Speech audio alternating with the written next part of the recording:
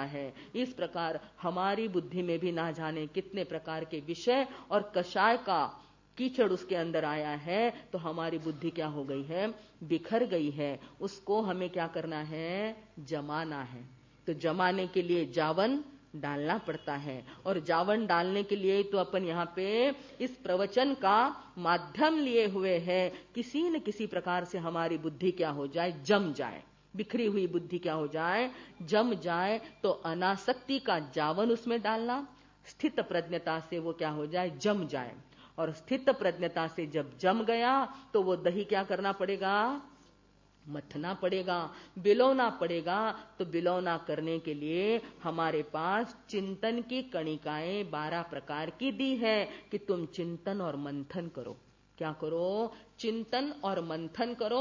और फिर मंथन करने के बाद क्या निकलेगा, चिंतन का मंथन करके फिर विचारों का नवनीत हमारे सामने आता है। और फिर वो नवनीत या मक्खन जो भी है उसको क्या करना है, तपाना है।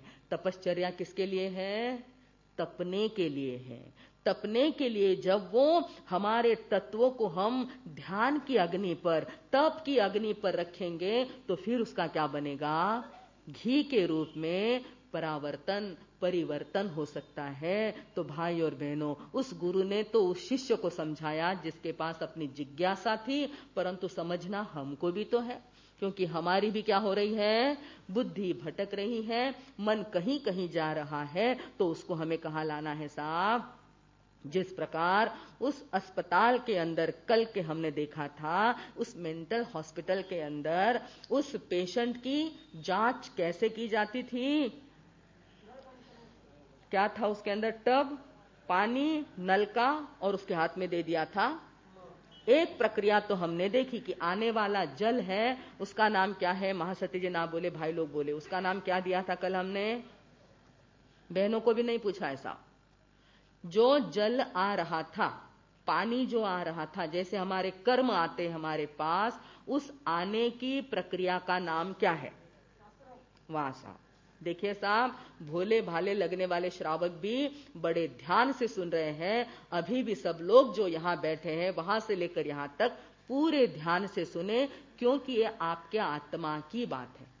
किसकी बात है, अपनी बात है, औरों की बात नहीं, ये अपनी बात है। और अपनी बात करने के लिए हम एकत्रित हुए हैं। तो कल जो हमने एक उदाहरण देखा था टब का, नल का, और उस आदमी के हाथ में वो मग है पानी निकालने के लिए, तो उस आने वाली प्रक्रिया को आश्रव कहा था। अब याद रखिए साहब, आने वाली प्रक्रिया तो जाना हमने, पर अब हमको क्या करना है, वो नल, क्योंकि सारे बुद्धिमान लोग यहां पर बैठे थे, प्रबुद्ध लोग यहां पर बैठे हुए हैं, उन्होंने क्या कर दिया, अगर वो पेशेंट ठीक हो गया है तो सबसे पहले क्या करेगा, नल को बंद करेगा। आने वाले तत्व को आश्रव कहते हैं, और बंद करना जिसका है उसको संवर कहते हैं। पहले उसने क्या कर दिया, नल को संवर कर दिया, उसको बंद कर दिया। आने वाले पाप के द्वार को रोकना, पाप का पानी, अशुभ का पानी, हमारे पास जो कर्मों का जल आ रहा है उसको कम से कम क्या किया जाता है, रोक दिया जाता है। उसको क्या कहते हैं, बोलिए, आपके बोलने का समय है, आपको पाठ सीखना है और सीख करके आचरण में लाना है। तो आने वाले पाप के आश्रव को हमें क्या करना है, संवर करना है। उसका नाम क्या है, संवर है। आज की भावना का नाम ही क्या है, संवर भावना, संवर अनुप्रेक्षा। क्या नाम है आज की भावना का, संवर अनुप्रेक्षा करना है कि मेरे जीवन में हर बात का संवर कैसे हो।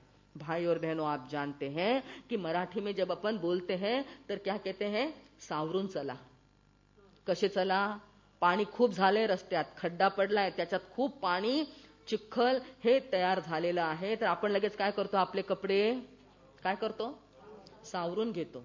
जे काही कपडे असतील त्याच्यावर चिखल किंवा पाणी नको पडायला म्हणून आपण काय म्हणतो, सावरून चला बरं का, जरा जपून, जरा सावरून। तो सावरून मतलब ही संवर, सावरून मतलब ही संवर से चलो, संवर से रहो।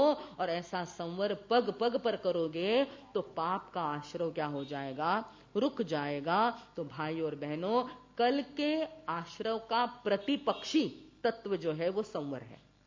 पक्ष दो होते हैं ना, संसद में भी आप देखते कि दो पक्ष हैं। एक पक्ष आ गया आश्रव का, उसके सामने भगवान ने हमें दे दिया संवर का पक्ष, और संवर का पक्ष भी 5 प्रकार का है। जैसे जैसे कल हमने आश्रव के 5 प्रकार देखे, वो कौन से देखे? मिथ्यात्व, अविरति, प्रमाद और कषाय, कल हमने देखा था। और 5वां नाम है उसका योग। योग यानी मन, वचन और काया का योग। इस योग को भी अशुभ प्रवृत्ति में नहीं जाने देना, उसको किसी न किसी प्रकार से शुभ में लगाना। अभी आप क्या कर रहे हैं?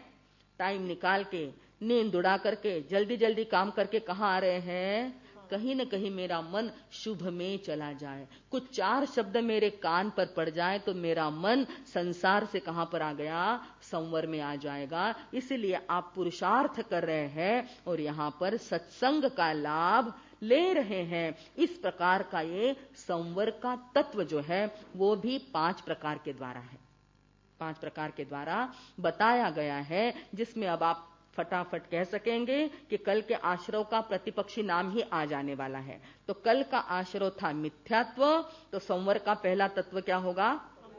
सम्यक्त्व।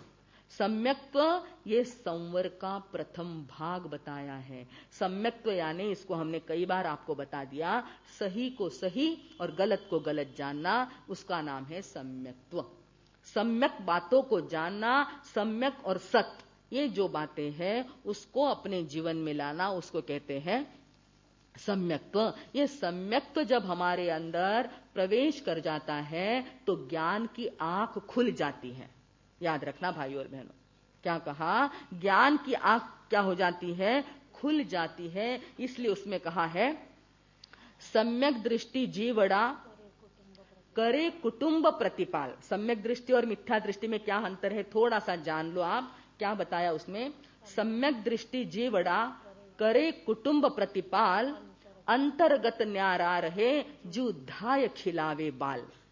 याद रखना, उदाहरण बड़ा सुंदर दिया है, बड़े बड़े आचार्यों ने इसको गाया है। क्या कहा कि जो एक बार सम्यक दृष्टि प्राप्त कर लेता है, जिसके पास एक बार सम्यक्त्व का दर्शन हो जाता है, वो क्या करता है? सम्यक दृष्टि जीवड़ा करे कुटुंब प्रतिपाल, वो भी कुटुंब में रहता है, कुटुंब को चलाता है, उनके लिए कमाई करता है, उनके लिए सारे कार्यभार वो संभालता है, पर वो कैसा रहता है? अंतर्गत न्यारा रहे जू धाय खिलावे बाल।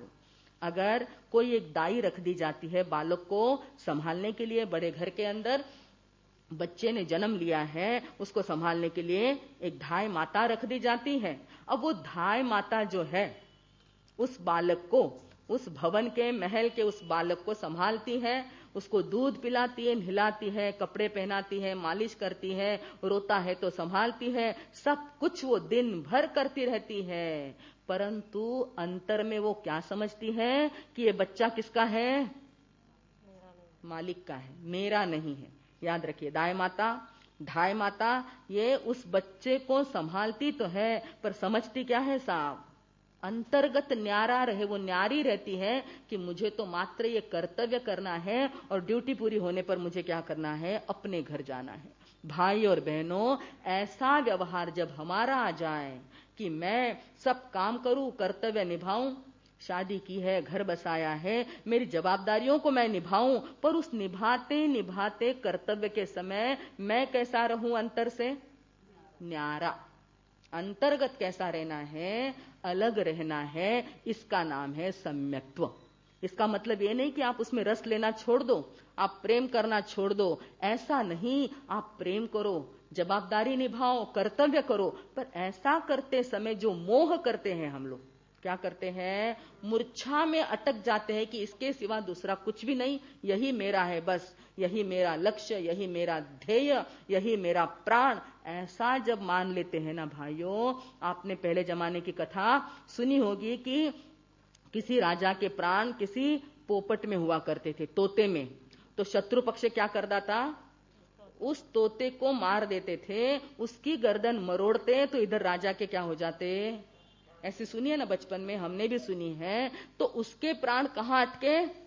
तोते के अंदर। ऐसे हमारे प्राण नहीं अटकने चाहिए। बड़े मासा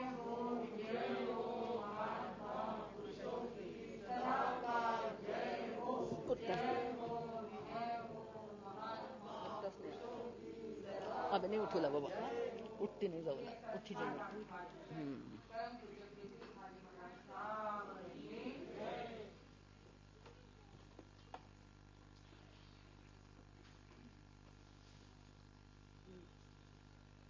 हम देख रहे थे अंतर्गत